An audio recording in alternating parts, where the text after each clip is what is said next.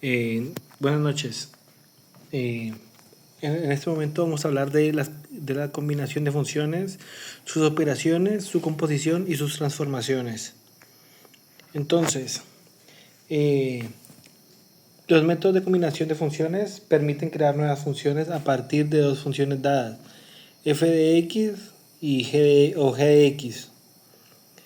Entonces aquí en esta presentación podemos observar las diferentes combinaciones aritméticas, sus composiciones, sus dominios de funciones y sus dominios de funciones combinadas en gráficos y en tabla.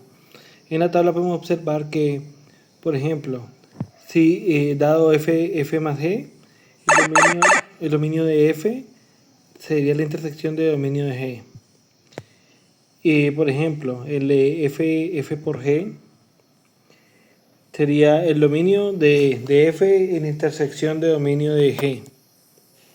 Bueno, y así en la tabla podemos observar varios ejemplos. Ahora vamos con los dominios en las combinaciones. Entonces aquí podemos observar que tenemos suma y resta, producto, cociente y composiciones. Entonces, por ejemplo, en la suma y la resta, el dominio es igual al dominio de f en intersección con el dominio de g. En cuanto al producto, tenemos que su característica es que el dominio de f en intersección el dominio de f está en intersección de dominio de g.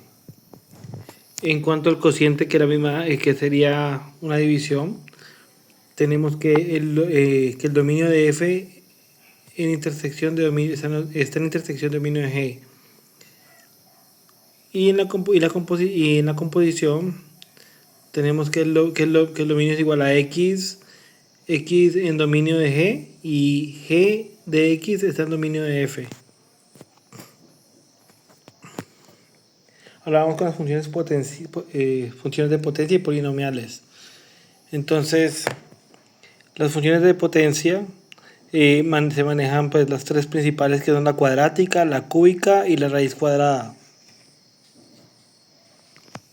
En donde su dominio es que si n es entero positivo, el dominio es infinito. Y si n es fracción con denominador par, su dominio es de 0 a infinito. En cuanto a las funciones polinomiales, su forma general es f de x igual a sub n por xn más a sub n de x exponente menos 1. Entonces, por ejemplo, en cuanto a una ecuación lineal, por ejemplo, un ejemplo sería f de x igual a 2x más 3, como observamos aquí en la gráfica. O también podemos tener en cuenta la cuadrática, que es la que vemos aquí, que está representada, en este caso está representada como f de x igual a x al cuadrado menos 4x más 1. Y la cúbica, que está representada en este caso como f de x igual a x a la 3 menos 2x más 5.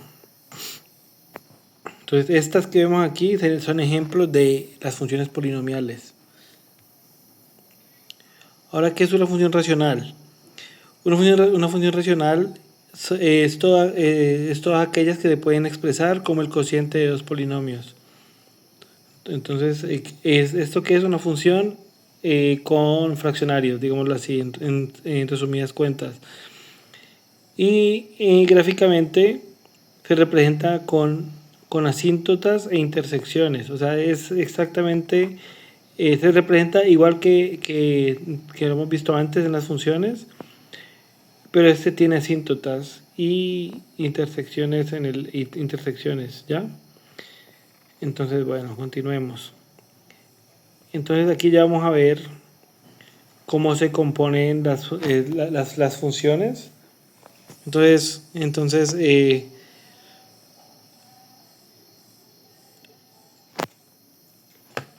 en cómo se comprenden las funciones racionales. Entonces, su definición es aplican una función dentro de otra. Esto es una composición. El orden de aplicación es que primero se evalúa g de x, luego se aplica la f al resultado. ¿Cómo se notaría? Entonces sería f compuesto en g, se lee f compuesto con g, ¿ya? O sea, sencillo. Su dominio sería el conjunto de x donde g de x está definido y g de x pertenece al dominio de f. La propiedad más importante es que no es conmutativa, esta función no es conmutativa. Y pues, ¿cómo podemos aplicarla? Para modelar procesos en etapas, simplificar expresiones, análisis funcionales. Ahora vamos con las transformaciones rígidas. Entonces, ¿qué es una transformación rígida? Estos son cambios que modifican la posición de la gráfica sin alterar su forma. Imagina que tienes una gráfica y la mueves de arriba hacia abajo, de izquierda a derecha, sin estirarla ni deformarla. Entonces, esto ya lo habíamos tocado en la presentación anterior, pero bueno, entonces vamos a repetir la explicación. En cuanto a cómo, si por ejemplo la gráfica se desplaza verticalmente, eso quiere decir que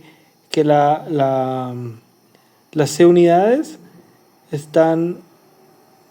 son mayores a 0. En este caso sería tiene un movimiento vertical. En el caso que sea movimiento horizontal a la derecha, las unidades de C serían menores a 0.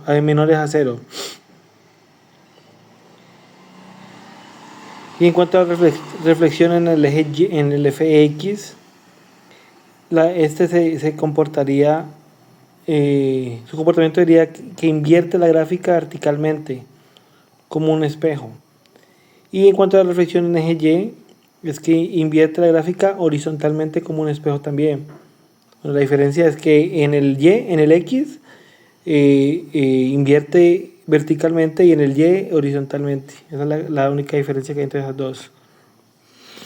Ahora con las no rígidas, pues tenemos que esos son cambios que alteran que sí alteran la fórmula de la gráfica, la estiran o la comprimen, pero sin romper su continuidad. A diferencia de las rígidas, aquí la posición puede cambiar y la forma también se modifica. Entonces, en estiramiento vertical, la gráfica se alarga hacia arriba y se vuelve más alta. En la compresión vertical, la gráfica se aplana y se vuelve más baja. En el estiramiento horizontal, la gráfica se vuelve más ancha. Y en la comprensión horizontal, la gráfica se estrecha, es decir, se vuelve más delgada.